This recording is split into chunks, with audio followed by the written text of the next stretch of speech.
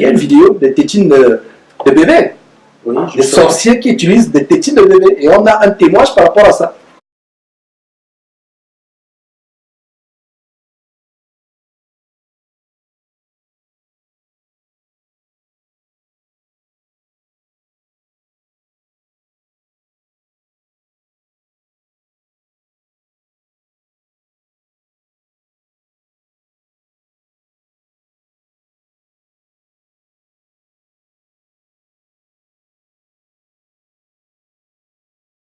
C'est avec ça que vous avez coupé le cou, non? Qui a coupé le cou? C'est toi. C'est pas moi. Qui a coupé le cou? Qui a coupé? Manuela ne ment pas.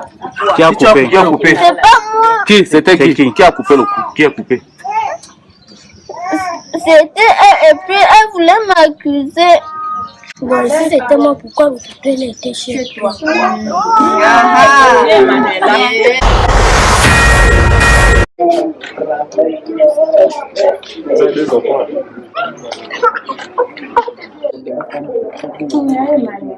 Les enfants vampires.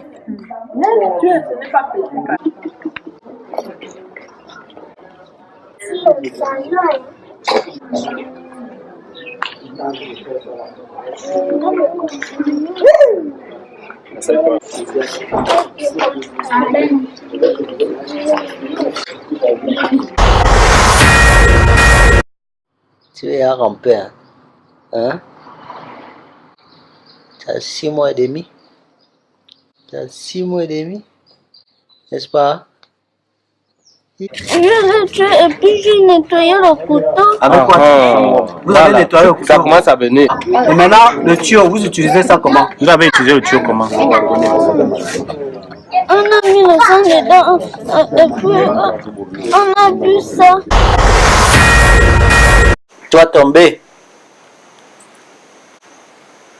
Tu as bientôt 10 mois, dans quelques jours. Dans une semaine, tu as 10 mois. Qu'est-ce que c'est ça? Et c'est Manuela qui a tout bu le sang. Toi, tu n'as pas bu beaucoup. Je n'ai pas bu beaucoup. Tu as bu un peu, hein? Oui. Tu as déjà vu où la reine boit un peu. C'est la reine qui boit beaucoup. Qui partage. C'est toi qui partages.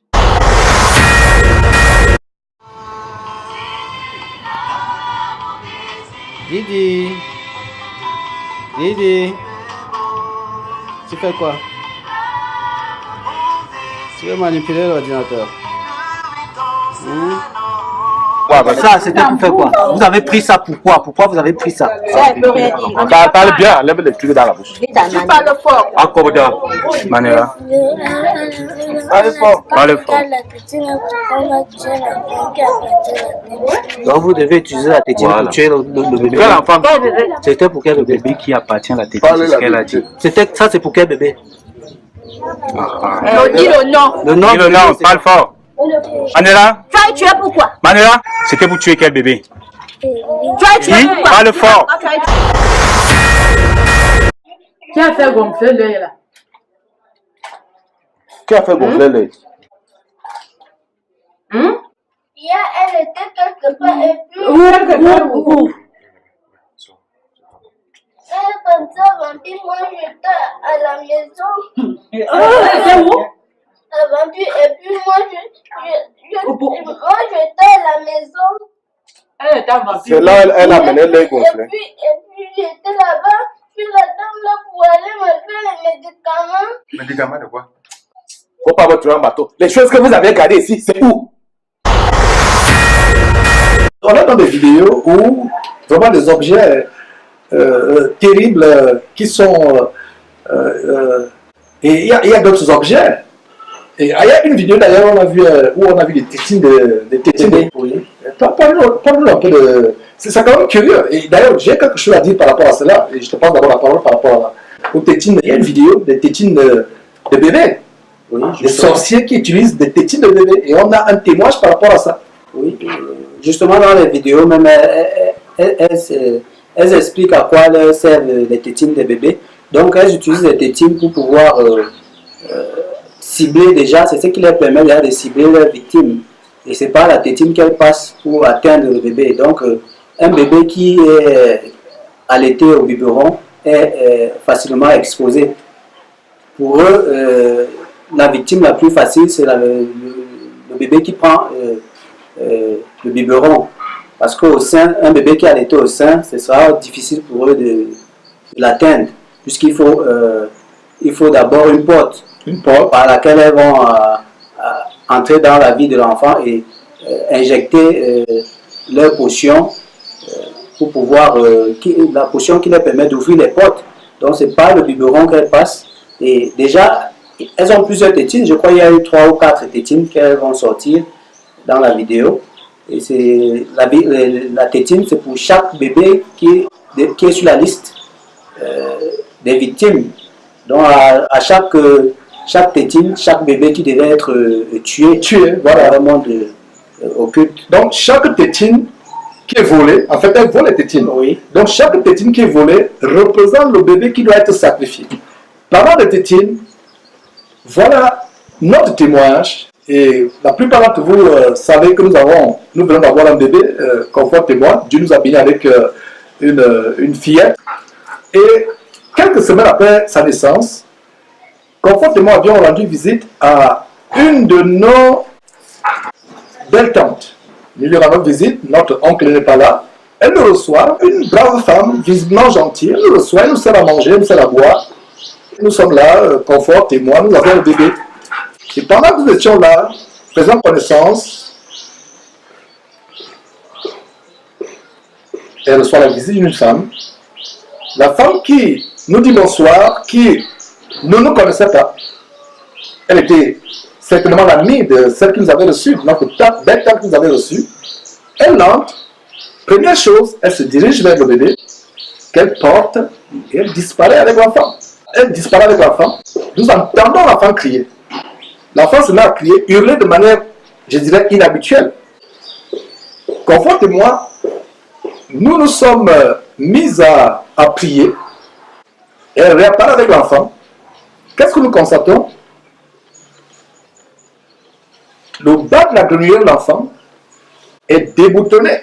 Je dis bien le bas de la grenouillère de l'enfant est déboutonné, alors que quelques instants après, quelques instants avant, heureusement que par la grâce de Dieu, quelques instants avant, on avait changé l'enfant et boutonné le bas de sa grenouillère. Donc, elle revient, le bébé revient, elle revient avec le bébé, le bas de la grenouillère est déboutonné. Nous avons trouvé la scène tellement insolite que, confortablement, nous avons décidé de quitter les lieux. Et une fois qu'elle a pris cette femme, que nous ne connaissons nullement, c'est la première fois que nous la voyons, qui ne nous connaît pas, qui dit bonsoir, il se dirige vers l'enfant et prend l'enfant, disparaît avec l'enfant. Dès qu'on a vu cette scène, Confort a eu le même réflexe que moi, commencer à parler en langue intérieurement et à briser toute tentative de sorcellerie. Et nous nous levons pour partir. Confort remarque que la tétine qu'avait l'enfant a disparu. On a insisté. On a demandé à la tétine, on a dit, mais est-ce que vous êtes sûr que vous avez la tétine? On ne voit pas la tétine, on n'a pas la tétine, etc. On a insisté, Confort a insisté. Et elle avait résolu dans son cœur que tant qu'elle ne trouve pas la tétine, on ne quitte pas cette maison. Et elle a commencé à chercher la tétine. Finalement, cette femme qui avait pris l'enfant, qui avait disparu avec l'enfant, vient et nous donne la tétine. Subitement comme cela. Nous donne la tétine. Je ne sais pas où on avait caché la tétine. Et quand nous sommes sortis, j'ai prié Dieu. J'ai pris autorité sur cette tétine, j'ai brisé toute incantation, tout ce qui a été invoqué, toute invocation, tout ce qui a été fait sur cette tétine. J'ai brisé cela sur la base de Matthieu chapitre 18, verset 18, qui dit que tout ce que vous lierez sur la terre sera lié au ciel, tout ce que vous délierez sur la terre sera délié au ciel. Et ensuite de cela, j'ai jeté cette tétine dans la poubelle. Quel choc aujourd'hui, frère Adelph, de voir dans la vidéo des petits sorciers justement qui collectionnent les tétines de bébés. Incroyable. J'ai eu la chair pour le moment où je voyais justement cette fillette de 7 ans qui est reine des sorcières la nuit en ayant une tétine en main de bébé. Elle connaît, elle en est cachée seulement. Ça c'est pour Divan, ça fait quoi avec toi? Qu'elle trouve la tétine là. J'ai les lolos. C'est pour qui? savez, j'entends ce qui avait tué la tête de la famille de tuer les lolos. Ah, vous voulez aussi amener l'autre bébé là. Vous voulez aussi tuer l'autre bébé là. Vous avez appris sa tétine. Hein. C'est la tétine du bébé, non? C'est ça qui avait tué, c'est la tête que vous avez jeté ça. Pas me contourner. Si c'est une autre personne, tu vas le contourner, mais pas moi. Vous avez cité le nombre de bébés que vous cherchez encore à prendre dans le quartier là, ou bien dans la ville. Tu vas me citer tout ça.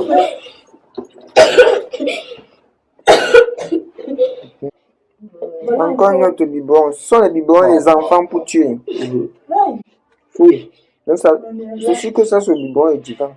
Non, Donc là, c'est pour une autre personne. non, non, pas. Pour lui, c'était On va arriver là-bas, il va me dire ce qu'elle a vraiment pris pour amener divin. Vous avez pris ça là-haut. Hein? Pourquoi tu ne veux pas donner Les autres, toi, tu ne veux pas parler. Vous avez les tétines des autres bébés. C'était pour amener quel bébé encore? Vous avez quel plan? Quels sont vos projets? Les autres projets, c'était quoi?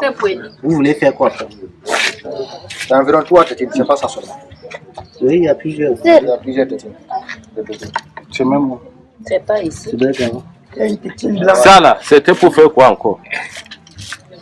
C'était pour téter. Qui va téter ça? Qui devait téter ça? C'est quelqu'un et puis j'avais refusé qu'il tête ça. Ça, c'était pour faire quoi? Vous avez pris ça pourquoi? Pourquoi vous avez pris ça? Parle bien, lève le truc dans la bouche. Tu parles fort. Encore bien. Manera. Parle fort. Parle fort. Donc vous devez utiliser la tétine pour tuer le bébé. Quel enfant? C'était pour quel bébé? Qui appartient à la tétine, c'est ce qu'elle a dit. Ça, c'est pour quel bébé? On dit le nom. Le nom Dis le nom, parle fort. Oh. Manera. Tu as tué pourquoi? Manera, c'était pour tuer quel bébé? Tu as tué Qui? pourquoi? Parle fort. Taisez-vous s'il vous plaît. Taisez-vous. Taisez-vous s'il vous plaît. Manera, regarde-moi. Tu me fais confiance, non? C'était pour tuer qui? Et tu parles fort. Pour tuer Eli. Eli vous a fait quoi? Vraiment. Un bébé comme ça qui ne connaît Il y a rien. tout qui veut boire le sang. Qui d'autre? Maintenant, les autres tétines, c'est pour quel bébé? Il y avait encore quel bébé? C'est pour quel bébé les autres tétines? Ah, Dieu. Ta petite soeur. Ta petite soeur. Donc tu vas aussi tuer ta petite soeur. Oh, tais-toi. Tu dis non quoi? La tétine, c'est pas Elle qui ne veut pas parler la vérité. Après, Elle a dit qu'elle veut sortir dedans. Taisez-vous s'il vous plaît. Manuela. Si vous faites ça, moi, je vais vous chasser d'ici. Manuela. Parce que c'est ce qui va délivrer les autres enfants. S'il n'y a pas ce travail-là, il n'y aura aucune délivrance des autres bébés. Oui, mais taisez-vous quand même pour qu'on avance. Oui, elle a dit sa petite soeur. Est-ce que ça nous plaît de faire ça? Ça nous plaît pas. Un enfant mort, un enfant est mort. Il y a un deuxième qui devait suivre. Et ainsi de suite. Manuela, tu as dit il y avait Eli, il y avait sa petite soeur. Il y avait encore qui? Comme elle veut aussi son petit frère que sa mère vient d'accoucher. Donc son petit frère et sa mère viennent d'accoucher. Donc tu devais accepter quand tu es ton petit frère. Non, mon petit frère ne prend pas le biberon, il prend le sein. Vous devez le tuer comment? Puisqu'il ne prend pas le biberon, vous allez le tuer comment? Vous avez prévu de le tuer comment? Parce que s'il tête le biberon, il y a aussi le poison dedans. Mais c'est pour ça qu'il prend le sein. Donc toi tu caches. Tu ne veux pas livrer ton petit frère. Tu préfères tuer pour les autres. Donc, ça veut dire que vous profitez du biberon pour injecter parce que vous êtes bloqué au niveau spirituel, n'est-ce pas? Vous utilisez le biberon pour jeter un petit truc pour que l'enfant s'affaiblit et vous entrez dans lui. C'est ça, non? C'est à elle de décrire réellement comment elle possède. Oui, ça c'est vrai. C'est à elle de décrire. Vous faites comment? Quand vous utilisez le biberon, vous faites comment? Quoi? Vous faites comment? Pourquoi vous choisissez le biberon? Non, on ne choisit pas le biberon, on choisit le sein. Non. Tu as dit que le sein, ton petit frère, vous ne pouvez pas l'atteindre parce qu'il tête le sein. Vous passez par le biberon. Pourquoi? Pourquoi? Ne nous contourne pas. Pourquoi? Parce que je ne veux pas qu'il prenne le biberon parce que quelqu'un aussi peut venir aussi mettre le poison dedans. Ah, donc tu sais ça. Ah, vous avez peur. Donc tu sais ça. Elle défend. Elle défend. Donc si l'enfant prend le biberon, peut-être elle Une autre peut passer, personne peut mettre- une autre personne peut passer, donc elle défend son petit frère. Mais c'est chez les autres. Elie était en livret. Pourquoi tu tues l'enfant de l'autre? Tu ne veux pas qu'on Oui, donc tu tues, tu veux pas qu'on tue Non, papa. non, tu tues Elie. Tu sais que Elie, c'est ton petit frère, non? Mais tu peux lui tuer. Il n'avait pas les sentiments. Donc, l'enfant de ce monsieur-là, comme il n'y a pas de sentiment, il fallait Le tuer. Il fallait le tuer. Tu n'as pas eu pitié des divins, pourquoi? Pourquoi tu n'as pas eu pitié des divins? Et justement, ce ne sont pas seulement les bébés qui sont les victimes de ces sorcières, parce qu'elles ont aussi des documents. Elle a sorti un sachet sous le lit qui contient des documents, des factures d'électricité, et tout cela les sert à lier des personnes. Il y a même une photo des voisins, une photo de mariage où on trouve un homme et une femme qui publient leur mariage. Elles avaient cette photo-là. Lorsque je leur demande à quoi sert cette photo-là, elles disent que c'est pour trouver comment elles étudient ces choses-là pour savoir comment atteindre ces personnes. Et peut-être que ces choses-là ont été jetées à la poubelle. Donc elles sont allées ramasser. Et puis elle dit qu'elle étudie, que la suprême étudie tout cela pour savoir comment atteindre ces personnes. Et il y a eu un témoignage concernant la photo des mariés en question. Parce qu'on dit que la femme dans son foyer, elle vient à peine de se marier, mais elle souffre. Elle n'est pas heureuse dans le foyer et le mari aussi souffre. Et on retrouve la photo de leur mariage si je comprends, dans les documents. Si je comprends très bien, la photo du couple marié qui se retrouve dans les mains de la fille d'une des sorcières, et les personnes qui se retrouvent sur cette photo ont été contactées. Oui, on ne les a pas contactés, mais les voisins disent que le bailleur en question dit qu'il connaît très bien cette femme-là et elle souffre dans son foyer. Elle était heureuse avant, mais après le mariage, elle commence à souffrir énormément dans le foyer. Et son mari aussi, ça ne va pas, il risque même de divorcer. Et c'est comme ça qu'on retrouve la photo de leur mariage dans le document, dans le sachet de la sorcière en question. Donc, sans savoir que la photo se retrouve dans entre les mains de la sorcière, oui. Parce que quand elle enlève les trucs dans le sachet, il y a des documents des voisins, comme la facture d'électricité d'un voisin.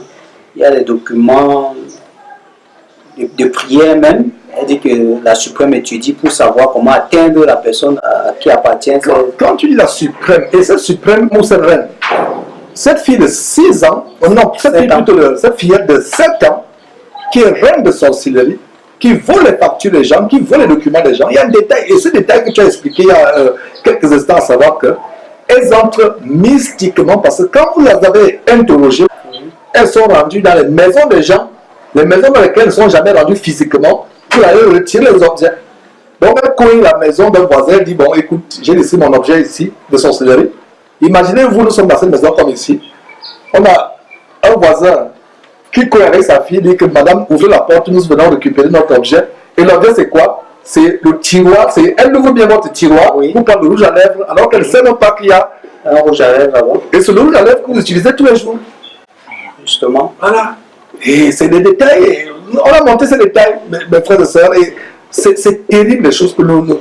C'est pour ça que je vous dis, la meilleure protection, c'est de ne pas, c'est pas d'aller voir un marabout. Ce n'est pas, il n'y a qu'en Jésus-Christ qu'on a la protection contre la sorcellerie. Parce que quand nous montrons ces choses, les gens vont dire, mais pourquoi montrez-vous ces choses? D'abord, nous montrons ces choses. Regardez le témoignage que je vais vous faire. Mon épouse et moi, nous rendons visite à une belle tante. La belle tante reçoit, de manière improvisée, enfin, nous l'espérons, improvisée, reçoit une amie. L'amie se dirige automatiquement vers notre, pour voler la tétine. et mis sous pression, parce que Confort avait dit, je ne quitte pas cette maison sans si je n'ai pas ma tétine. Et voilà quelle bagarre de tétine a dit, enfin, c'est vraiment votre tétine. Et on voit la vidéo des petites sorcières avec des tétines de bébé. Et dans la vidéo, elle a un cadenas, elle sort un cadenas. C'est le cadenas qui lui permet d'ouvrir toutes les portes. Elle dit que c'est la suprême qui s'en occupe. Donc la suprême utilise ce cadenas avec tous les autres réunis pour ouvrir toutes les portes et toutes les fenêtres. C'est ce qui leur permet d'entrer dans les maisons lorsque les gens sont en train de dormir. Et les produits qu'elle utilise pour se oindre avant d'effectuer son voyage astral, ce sont des produits qu'elle prend chez le marabout. Parce qu'elle dit que le père de la suprême dit qu'il a l'habitude de l'amener chez le marabout. Et c'est le marabout qui donne ces produits-là. Donc, elle leur propose avec ces produits. Oui, le marabout fait comprendre au père de la suprême que c'est pour la traiter de sa sorcellerie, pour qu'elle arrête la sorcellerie. Pourtant, le marabout est complice. Il fournit juste des produits qui vont encore aider la petite fillette de 7 ans qui est la suprême à continuer à sortir en vampire la nuit.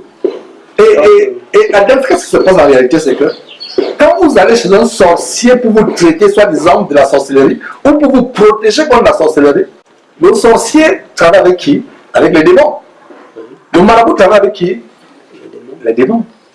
Donc, vous n'êtes pas sorti de l'auberge. En fait, vous empirez votre situation. La seule solution contre le maraboutage, contre les sorciers, c'est croire au Seigneur Jésus-Christ et avant de dormir, invoquer le nom du Seigneur Jésus-Christ. Invoquer le nom du Seigneur Jésus-Christ. Demandez à Dieu de couvrir votre maison, de mettre sa haie de protection. Et moi, quand il m'arrive de prier à dormir, je dis, Seigneur Dieu, c'est toi-même qui dois fermer les serrures et les portes. Parce que vous pouvez barricader votre maison avec toutes sortes de serrures. Mais voilà que tu viens de révéler, d'ailleurs, ce n'est pas toi, c'est les sorcières qui révèlent qu'elles ont des cadenas mystiques qui peuvent ouvrir et entrer dans votre maison. Donc, vous pouvez sécuriser votre maison de manière matérielle, mécanique, les serrures, les verrous, les chaînes, etc. Mais la nuit, il contourne cela. La meilleure protection contre nos maisons, la meilleure manière de cadenasser nos maisons, c'est avec la puissance dans le nom de Jésus-Christ. Et d'ailleurs, on a fait une vidéo, Conforte et les enfants, une vidéo où nous donnions un exemple de prière avant de dormir. Un exemple de prière avant de dormir. Mais frères et sœurs, c'est important de prier avant de dormir. Et des fois, quand vous voyez même des mauvais songes, quelqu'un vient vous attaquer, les songes tels que quelqu'un vous poursuit, quelqu'un veut vous assassiner, vous étrangler, vous voyez des scènes telles que des accidents, etc. Si vous pouvez vous réveiller, réveillez-vous et combattez, utilisez le nom de Jésus-Christ et chassez ces démons au nom de Jésus-Christ. Généralement, c'est des activités de sorcellerie. Et si vous n'avez pas pu vous lever, peut-être abattu par le sommeil, première chose le matin, c'est de combattre avec le nom de Jésus-Christ. Parce que Éphésiens chapitre 6, c'est une grande écriture. Éphésiens chapitre 6, à partir du verset 10, il a dit, au reste, fortifiez-vous dans le Seigneur et par sa force toute puissante, verset 11, Éphésiens chapitre 6, verset 11, revêtez-vous de toutes les armes de Dieu afin de pouvoir tenir ferme contre les ruses du diable. Les ruses du diable, on doit se revêtir de toutes les armes et la plus grande arme contre le sorcier, c'est le nom de Jésus-Christ. Si vous êtes confronté à une attaque de sorcellerie, mes bien-aimés, utilisez le nom de Jésus-Christ. Je n'ai pas dit le nom de la Vierge Marie. Je n'ai pas dit le nom de Bouddha. Je n'ai pas dit le nom de Krishna ou je ne sais pas de toutes les divinités orientales, des religions mystérieuses orientales. Utilisez le seul nom de Jésus-Christ. Le seul nom dont les démons ont peur, c'est le nom de Jésus-Christ. Mais faites attention, la Bible dit que quiconque invoque le nom de Jésus-Christ, c'est loin de quoi? C'est loin de l'iniquité du péché. Assurez-vous que nous invoquons le nom de Jésus-Christ. Appelez Jésus-Christ au secours. Jésus, je n'ai pas dit Jésus tout court. J'ai dit Jésus-Christ.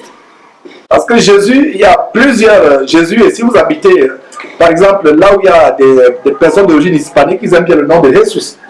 Donc, si vous dites Jésus dans la chambre, peut-être votre chambre, il y a une cloison qui vous sépare votre appartement. En disant Jésus, votre ami, votre voisin hispanique peut répondre. Donc, Précisez bien Jésus-Christ. Parce que comme dans la Bible, il y a bas Jésus.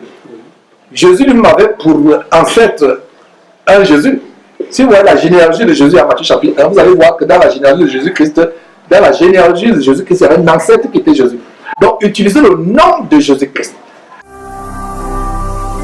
Ne manquez pas de vous abonner à notre chaîne YouTube Jésus-Christ TV, en cliquant sur le bouton s'abonner, juste au bas de la fenêtre de cette vidéo.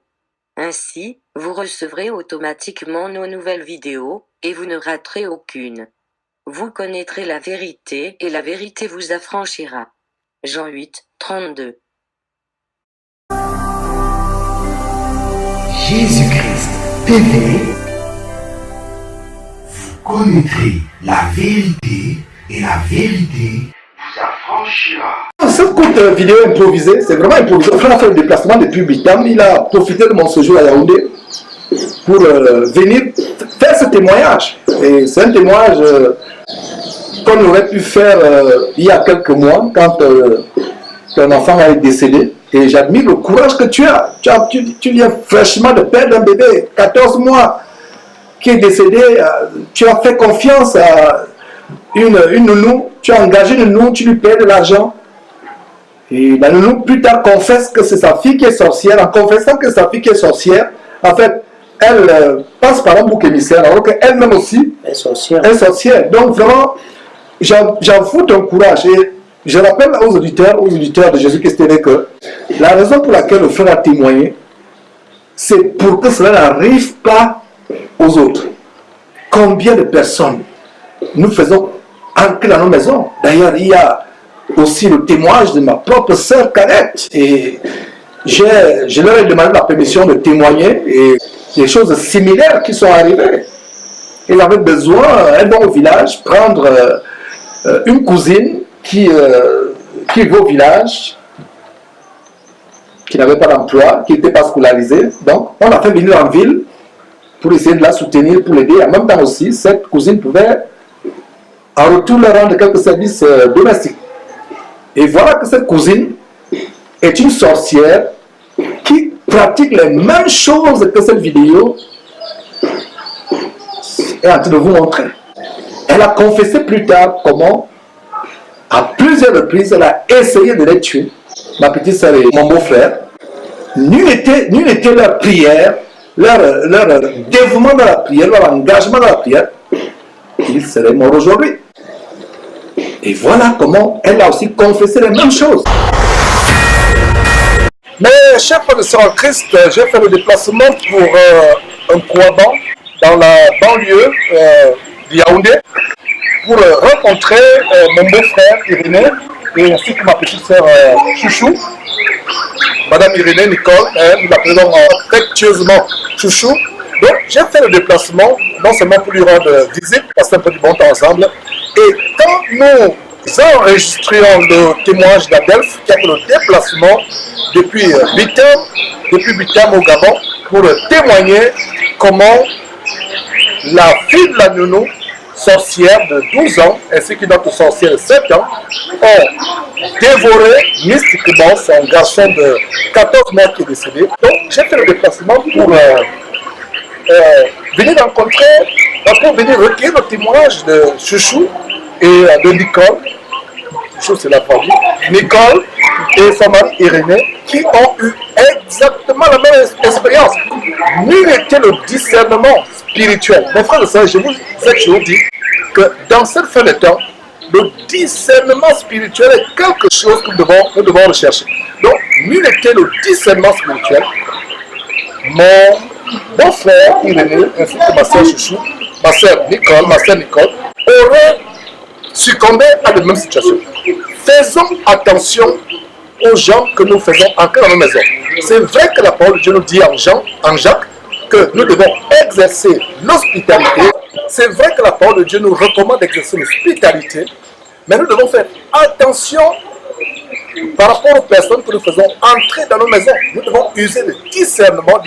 Donc voilà cette histoire de monsieur et madame Bédima Irénée, mon beau-frère, et ma sœur que voici, ma sœur Cadette, qui ont expérimenté des choses terribles à cause des personnes. Ils ont fait venir dans leur maison. Donc, on va passer la parole d'abord à Edina pour introduire ce témoignage très brièvement. Ok, merci. C'est avec joie que je vous dis ce témoignage. En 2008, nous avons, mon épouse et moi, accueilli une petite belle-sœur à la maison. Ma femme était allée faire un séjour dans son village. Et en rentrant, elle est rentrée avec une de ses cousines. Elle était au village, elle n'avait presque rien à faire. Et il était question qu'elle vienne en ville pour nous donner un coup de main et aussi faire une petite formation. Ma femme l'a amenée jusqu'à la ville et on a commencé on l'a étudiée. Elle était avec nous. Elle s'occupait de l'enfant et quand nous n'étions pas là, parce que bien avant nous avons eu des difficultés avec les nounous. Chaque fois on tenait une nounous et à un moment donné on se rendait compte que c'était pas la bonne personne et on était obligé de changer de nounous. Elle est arrivée et elle a s'occupé de l'enfant et des travaux ménagers. Mais à un certain moment, nous avons remarqué des choses assez bizarres. Nous avons remarqué que quand on lui donnait un petit travail, peut-être faire de la vaisselle, à un moment donné, elle était souvent comme perdue. Pendant peut-être 5-6 minutes, elle était comme perdue. Et c'est quelque chose qui a vraiment attiré notre attention. On avait également remarqué des choses bizarres parce que à la maison, nous enseignons la parole. Mais elle est partie de cette maison plus d'un an après, en tout cas une année après, sans pouvoir réciter un seul verset. C'est-à-dire qu'elle était là, elle faisait seulement d'être avec nous. Même après l'enseignement, on lui demandait bon, qu'est-ce que tu as retenu de l'enseignement. Elle n'arrivait littéralement pas à dire ce qu'elle avait retenu. Donc, c'est des choses qui ont commencé à attirer notre attention. Bon, à un moment donné, on a été amené à lui poser des questions, qu'est-ce qui la dérangeait, pourquoi, véritablement. Elle faisait toutes ces choses-là. Mais je crois que par la suite, madame a des détails un peu plus importants qu'elle pourra donner. À un niveau, nous étions vraiment obligés de passer presque à un interrogatoire. Et c'est à ce moment-là qu'elle nous a dit que pendant son enfance, on lui avait donné de la sorcellerie au village. C'est-à-dire qu'un de ses oncles lui avait la sorcellerie dans un de coco. Dans un de coco. Et que cet oncle-là l'appelait régulièrement ma femme. Donc c'est ça qui a également attiré notre attention. Et elle nous a dit qu'elle pratiquait de la sorcellerie. Elle avait quel âge à l'époque? Est-ce qu'il m'a dit 12 ans, ok. 12 ans, exactement comme le cas dans l'histoire du frère Adèle. Elle va avoir 12 ans. Et quand nous avons vraiment poussé l'interrogatoire un peu plus loin, elle nous a dit qu'il y avait eu un deuil dans son village, il y avait un accident de médecine qui s'est produit là-bas, et qu'elle était avec ceux qui avaient pratiqué cette sorcellerie-là et qui avaient, n'est-ce pas, mangé le chauffeur. Manger le chauffeur, oui. Incroyable. Dans la sorcellerie. Donc nous avons fait venir sa maman d'urgence. Sa maman était arrivée et nous avons relaté à sa maman. Depuis le village? Oui, depuis le village. Sa maman est arrivée et nous avons relaté à sa maman tout ce qui se passait. Et nous avons justement souligné cet accident. La maman n'était pas avec nous au départ quand nous avons causé avec sa fille. Mais effectivement, il y a eu un accident qui s'est produit au village. Et il y a un jeune de ce village qui était chauffeur, qui était décédé à cet accident avec d'autres personnes. Et sa maman a vraiment été ébahie de comprendre que donc, cet accident qui était arrivé au village, sa sœur était parmi. Sa fille de 12 ans, oui, était parmi ceux qui avaient. Et quel est le prénom de cette fille de 12 ans? Elle s'appelait Michou. Michou, ok, de 12 ans. Oui. Donc, à partir de ce moment-là, même sa maman a été convaincue. Bon. À un moment donné, quand cette femme avait de la vérité, elle est devenue hautaine. Parce que nous avions toujours le souci de vouloir l'aider. Oui, de vouloir l'aider. Si elle pouvait vraiment. Et l'élever même comme votre enfant? Oui, de l'élever même comme notre enfant. En plus, quand elle était devenue assez hautaine, si bien que la dernière solution que nous avons trouvée, c'était qu'elle puisse rentrer au village avec sa maman. Oui. Parce que nous disons que nous avons vraiment été épargnés parce que nous ne connaissions pas ce qui se passe. Et comme nous sommes des croyants, Dieu nous a préservés. Tout à fait. Et c'est que cette fille faisait, comme il a dit que ceux qui croient en Dieu, Dieu est toujours comme un bouclier. Un bouclier, tout à fait. Tout à fait. Mon épouse et moi, nous sommes des croyants, des chrétiens depuis très nombreuses années. Ouais. Dieu nous a vraiment épargné cela. Mais quand Dieu a permis qu'on puisse voir, connaître la nature de cette fille-là, il était vraiment important pour nous que nous puissions prendre, que nous puissions poser des actes, que nous puissions, n'est-ce pas, prendre des décisions qu'on avait prises, qu'elle puisse rentrer au village avec sa maman. Ouais. Et il y a des détails justement. Nicole, tu vas poursuivre des détails où elle faisait des pratiques de sensibilité telles que vouloir hypnotiser Irénée. Et semble-t-il, ça a même presque marché, selon ce que j'ai appris. Est-ce que tu peux aborder cet aspect, Nicole? Allant dans le même sens que mon mari, comme nous avons vécu des situations difficiles, maman avait le fait qu'on voulait prendre un enfant à élever. Tout à fait. Mais il s'est avéré que cet enfant est venu avec d'autres intentions. Elle est arrivée lors de la prière, elle faisait déranger. On avait remarqué que lorsqu'on priait, elle était vraiment mal à l'aise. Ouais. Mais dès que la fatiguée même, elle n'était pas attentionnée, mais dès que la prière était aussitôt, elle était regardée. Ouais, c'est comme si la prière la mettait mal à l'aise. Absolument, absolument. Et aussi, quand on lui posait les questions, pourquoi tu fais le temps, avant même ça, on a su qu'il y avait quelque chose qui n'allait pas. Une fois, elle faisait la vaisselle. Il y avait un canapé qui était face au bureau. Bon, je me suis assise là, je visionnais. Elle faisait la vaisselle. Pendant qu'elle faisait dans la vaisselle, j'ai eu un malaise. J'avais un bébé, presque un nouveau-né. J'ai failli même jeter l'enfant. J'ai failli jeter l'enfant au sol. Je la regarde, elle était les yeux fixés. C'est comme si Dieu me dit, regarde. C'est comme si j'ai remarqué qu'il y avait quelque chose qui s'était passé. Après, dans ça, je l'ai appelé. C'est à ce moment-là qu'on a commencé à l'appeler. Mais on ne tenait quand même pas le passé. Mais c'est là où c'était le point culminant. Je l'ai appelé, je lui ai dit, mais qu'est-ce qui se passe? Au même moment, j'ai un malaise. Toi, tu as les yeux fixés sur moi. Et en me regardant un genre. Elle dit que si tu ne veux pas me dire, j'attends que mon mari rentre. Quand il va rentrer, on va te poser des questions. Elle ne voulait même pas. Après la prière, on a dit qu'aujourd'hui, tu vas seulement évaluer. Voilà. Et elle a commencé à parler. Elle ne voulait même pas. Après, quand elle commence aussi à parler, elle parle, elle parle. Elle peut même reprendre à parler, mais après 15 minutes. On dit que même si c'est qu'on va dire que le matin, on va nous trouver ici. Tout à fait. On va se masser pour la vie. Finalement, elle parlait que comme mon mari l'a si bien dit, elle a commencé à raconter son histoire. Maintenant, elle dit que son oncle en question, en passant, elle était dans la société, elle était la femme de cet oncle. Dans la société, la nuit. Voilà. Et cet oncle a dit avec une émission, quand il venait chez moi, il commençait par le nouveau-né, le deuxième. Ensuite, non, à cette époque-là, j'avais encore 2 enfants. Donc, 2 enfants, voilà. Le cadet, voilà.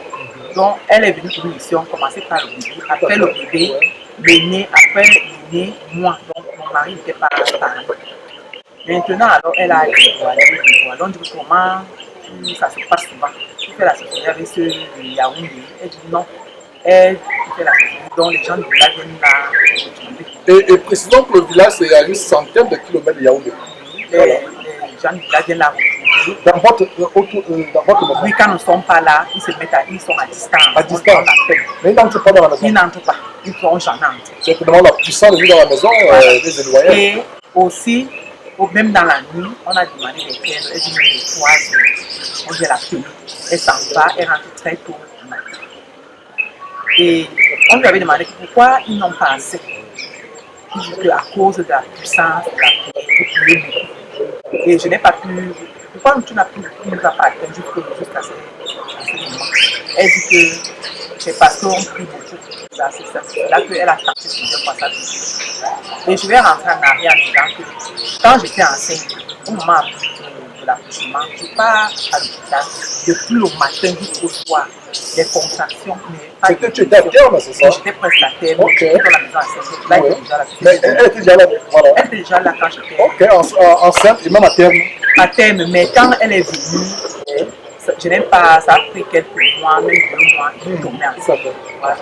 Maintenant, donc, le moment d'accoucher arrive, j'ai les contractions. On se rend à l'hôpital très tôt le matin, de 5 heures jusqu'à 18 heures. On voit la tête de l'enfant. On voulait utiliser les moyens qu'on utilise pour l'hôpital pour faire accoucher l'enfant. C'est à 18 heures que le médecin arrive. Donc, on dit que c'est une opération chirurgicale. Une césarienne. La femme s'est partie et la maman s'est partie aussi. C'est comme ça que dès le retour à la maison. Donc, ils ont procédé à une césarienne. Oh là là. Oh là là. Le retour à la maison, j'ai fait le ça parce que comme en passant, elle était aussi elle était épileptique. Qui était épileptique? La fille en question. La fille en question. Ok. La fille en question. Elle tombait souvent. Elle donc fait venir une disant que comme j'ai un malade à la maison, je ne peux pas laisser l'enfant avec une malade. Donc je reste donc garder la maison. De mon retour maintenant à l'hôpital, comme elle passait la nuit, ils avaient partagé la chambre en pression, partageait la même chambre avec ma cousine là et mon fils. Elle m'appelle, elle sonne la porte. Il y a même une question en l'hôpital. Le papa Nicole vient. Il y a des choses qui sont en train de pleurer. Je me suis dit, qu'est-ce que tu pleures? Elle me dit, tu pleures. Mais comment moi je sors d'une situation difficile? J'arrive, j'ai fait presque une semaine à l'hôpital. J'arrive, il le maquille, donc c'est comme ça avec les pleurs. Qu'est-ce qu'il y a? Elle ne répond même pas, mais elle pleure.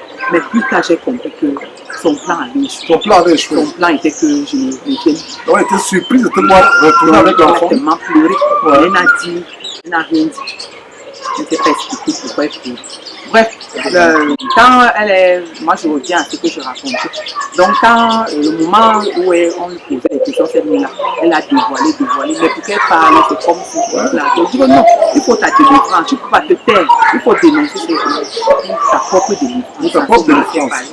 Elle était entrecoupée, elle parlait de temps en temps, elle n'a même pas tout raconté. Mais bref, avec cette situation-là, on a déplacé le lit de l'enfant. On a mis son matelas dans le champ parce qu'on avait cette cas-là. On a compris beaucoup de choses parce que auparavant, l'enfant se plaignait. Maman, je suis en train de parler. Maman, je suis en train de parler. Tantôt, l'enfant dit qu'il y a les gens qui parlent à la fenêtre. On dit que l'enfant ne nous dérange pas. Mais c'est bien après qu'on a compris pourquoi l'enfant pleurait souvent. Bref, ce jour-là, donc je reviens au jour où on lui a posé les questions, elle a commencé à comprendre les questions. Mais le lendemain, donc j'ai envoyé la lettre à mon papa, à l'époque du grand, pour lui dire qu'il faut que sa mère vienne de toute urgence. On a détecté que Michou n'est pas une bonne personne. Et avec les enfants et tout, on ne peut pas. C'est un risque. Bref, la maman est venue le lendemain. Dès qu'elle est venue, non, on ne lui a pas dit. Le jour là, il n'est pas parti au travail. Moi, je voulais aller faire. Je veux dire, il n'est pas parti au travail. Il n'est pas parti au travail. Moi, je suis parti enseigner. Il a dit qu'il y avait un cas comme ça, il ne peut pas laisser. Avec quand elle est déplacée comme ça, il peut vraiment être très. Fait de représailles. Très énervé et c'est qu'elle n'a pas voulu faire. Ouais. Maintenant, après, donc, quand la maman est venue, avant, quand la mère a appris que quand sa mère est venue, elle a commencé à pleurer. À chaud de l'âme, elle ne peut pas rentrer là. Pardonnez-moi, elle s'est mangée, elle a pleuré. À haute voix dans la cour. Elle dit qu'il ne peut pas rentrer. Si elle rentre, elle va mourir. Elle dit que non, tu vas seulement rentrer, on ne peut pas le garder. Ouais. Est-ce qu'elle est morte en passant? Elle vit toujours. Sa mère l'aurait amenée chez un pasteur. Et ce qui est intéressant, voilà, excuse-moi de couper la parole à sa mère. Elle l'a amenée chez un pasteur. Mais bien après, elle a fini de lui insister elle a insisté auprès de ma maman pour qu'elle vienne me donner. Elle avait fait un champ d'igname pour porter les ignames. Mais lui a dit que je ne veux aucun contact. Même pas les ignames, là, elle va passer par. Tout à fait. Ok. Et nous sommes en train de vouloir faire une émission sur l'hypnose. D'ailleurs, les faux pasteurs que nous dénonçons, qui imposent les mots aux gens, les gens tombent, etc. En fait, c'est des pratiques qu'ils empruntent aux sorciers, eux-mêmes étant des sorciers, mais sous couvert de la Bible, sous couvert de l'évangile de Jésus-Christ. Et par rapport à l'hypnose, nous avons une émission sur l'hypnose. J'avais constaté qu'elle est arrivée, elle avait la démarche, la lutte d'une vieille femme. Oui, malgré ses oui, avant même qu'elle se confesse, moi, nous on avait remarqué, je faisais me prendre quelque part. qui marche. Je dis, mais tu dois marcher, tu ne vois pas les jeunes filles au quartier, comment les jeunes filles marchent. Elle avait la lutte, dans le visage, l'apparence du bien. Malgré son très jeune âge. Oui, l'apparence du bien. Donc c'est bien après qu'on a compris qu'elle a révélé que dans la société, la femme, il se montre bien Dieu. Tout à fait. Donc, mes chers frères et sœurs en Christ, ce qu'on peut tirer de ce témoin, c'est que sur la base de Jean chapitre 8, verset 32, où le Seigneur Jésus-Christ nous dit, vous connaîtrez la vérité et la vérité vous affranchira. Ce grand verset que la plupart des chrétiens connaissent, Osée chapitre 4 verset 6, qui dit, mon peuple est détruit parce qu'il lui manque la connaissance. Beaucoup de chrétiens fonctionnent comme si le diable n'existait pas. Mais la bonne nouvelle, c'est que la puissance du diable devant Jésus-Christ est du néant. Ce n'est que du vent. Et moins que du vent, moins que du néant. Parce qu'il est devant Jésus-Christ, tout genou fléchit tant au ciel, sur la terre et plus bas que la terre. Alors, nous n'ignorons pas les desseins de Satan. Nous devons demander à Dieu de nous donner le discernement spirituel. Mais frères et sœurs, c'est un plaisir de vous partager cet épilogue de ce témoignage d'Adelphes. Et pour vous rappeler, mes frères et sœurs, d'user du discernement et de faire preuve, de faire montre d'attention, de prudence. Même la Bible dit, soyez prudents comme comment? Comme des serpents. Soyez prudents comme des serpents. Et je n'ai jamais compris ce verset où le serpent est utilisé dans la Bible pour nous donner des conseils. Pourtant, le serpent est toujours utilisé dans la Bible comme quelque chose de négatif. Mais pour une première fois dans la Bible, on nous dit soyez prudents comme des serpents. Donc c'était un plaisir de partager ce témoignage. Voilà. Voilà. All right. Ne manquez pas de vous abonner à notre chaîne YouTube Jésus-Christ TV, en cliquant sur le bouton s'abonner, juste au bas de la fenêtre de cette vidéo. Ainsi, vous recevrez automatiquement nos nouvelles vidéos, et vous ne raterez aucune. Vous connaîtrez la vérité, et la vérité vous affranchira. Jean 8, 32.